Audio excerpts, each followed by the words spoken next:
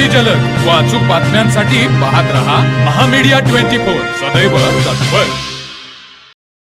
करवीर तालुक्यातील सरनोबतवाडी येथील राजाराम तलावात बुडून एका महाविद्यालयीन तरुणाचा दुर्दैवी मृत्यू झाला। विनीत बाजीराव मोहिते वय वर्ष 20 राहणार कनान नगर नागाळा पार्क असं मृत तरुणाचं नाव आहे। सरनोबतवाडी तलावातील जॅकवेल शेजारी हा प्रकार उघडकीस आला। तलाव परिसरात फिरण्यासाठी आलेल्या नागरिकांना पाण्यात एक मृतदेह तरंगताना दिसला। त्यांनी तातडीने या प्रकरणाची माहिती पोलिसांना दिली। माहिती मिळताच राजारामपुरी पोलीस घटनास्थळी दाखल झाले।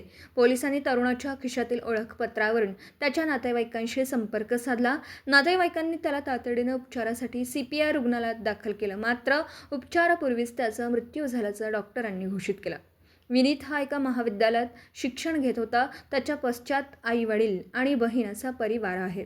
या घटनेची नोंद CPR पोलीस चौकीत झाली असून तरुणाच्या मृत्यूचं नेमकं कारण अद्याप अस्पष्ट आहे। तर मग चला सबस्क्राईब करायला विसरू नका महामीडिया 24 न्यूज चॅनलला। महामीडिया 24 सदैव तत्पर।